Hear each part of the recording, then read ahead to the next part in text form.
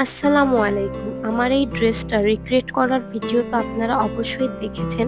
তাহলে আসেন এবার আপনাদের সাথে শেয়ার করি ড্রেসটা আমি কিভাবে বানিয়েছি, ড্রেসটা বানাতে আমার কত টাকা খরচ হয়েছে। যেহেতু আমার টার্গেট ছিল আমি কম খরচে এই ড্রেসটা রিক্রিয়েট করব, তাই আমি কোনো দামি ফ্যাব্রিক ইউজ করিনি। গাউনের জন্য আমি এই ব্ল্যাক কাপড়টা চুজ করি। এটা হচ্ছে একটু সিনথেটিক টাইপের, একটু গ্লসি গ্লসি ছিল, একটু গ্লেজ দিচ্ছিল। এটা হচ্ছে ৳১০০ গজ ছিল, তো আমি ৩.৫ গজ নিয়েছি। আর ইনারের জন্য নিয়েছি কটন, এটা হচ্ছে ৳৯০ গজ ছিল, ১ গজ নিয়েছিলাম। আর এটা হচ্ছে গিয়ে নেট ফ্যাব্রিক ছিল। আমি কালারটাকে ডিপ করার জন্য ২ টা নেট ইউজ করেছি। একটা হচ্ছে প্লেন নেট ছিল, আরেকটার মধ্যে একটু কাজ করা ছিল। নেট ২ টা ২ গজ করে ছিল, মানে ২ টাতে ৪ গজ। তো ৪ গজের দাম ছিল ৳৪০০। তারপর আমি কাপড়টাকে নিজের মেজারমেন্ট অনুযায়ী কাটতে শুরু করলাম। যেহেতু আমার ড্রেস আমি নিজেই বানিয়ে থাকি, তাই নিজের মেজারমেন্টটা আমি নিজেই নেই। খুব ছোটবেলায় পুতুলকে নিজে ডিজাইন করে ড্রেস বানিয়ে পরাতাম। তো এভাবেই সময় যেতে থাকলো, আর আমার মনে হলো আমার ফ্যাশন ডিজাইনিং নিয়েই পড়া দরকার, বা বলা যায় ফ্যাশন ডিজাইনিং নিয়ে পড়ার মতো ট্যালেন্ট আমার ছিল।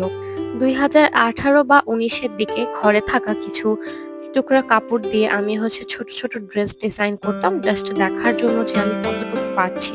এভাবেই করতে, করতে আমার অনেকটা হাত ক্লিয়ার হয়ে আসলো। তারপর থেকে আমি নিজের ড্রেস নিজেই ডিজাইন করে বানিয়ে থাকি। তখন আমার ফোন না থাকায় আমার কাজগুলো ক্যামেরাবন্দি করা হয়নি। সেই সাথে আমারও ফ্যাশন ডিজাইনিং নিয়ে পড়ার স্বপ্ন স্বপ্নই থেকে গেল। আমাদের সমাজে ফ্যাশন ডিজাইনিংকে কিছু মানুষ খুবই ছোট করে দেখে, মনে করে ফ্যাশন ডিজাইনিং নিয়ে পড়লে কোনো ফিউচার হয় না।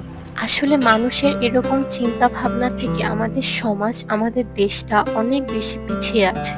তাই বলবো, যার যে কাজে আগ্রহ বেশি তাকে সেটা করতেই অ্যাপ্রিসিয়েট করবেন।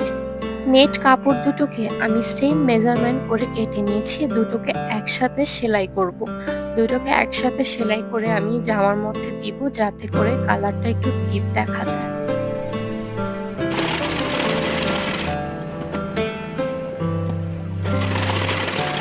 গাউনটা কিন্তু আমার আগেই বানানো শেষ হয়ে গিয়েছে। এবার হচ্ছে এটাকে জাস্ট আমি গাউনের উপর অ্যাডজাস্ট করে দিব। এবার সুন্দর করে এটাতে কিছু কুচির মতো করে সেট করে এটাকে সুন্দর করে মাঝখান দিয়ে একটা সেলাই করে দিব।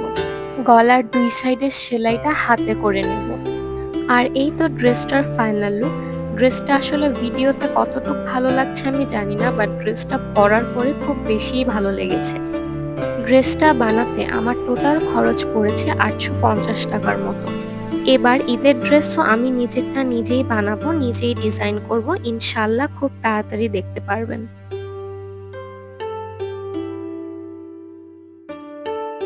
ভিডিওটি এখানেই শেষ করছি। আল্লাহ হাফেজ।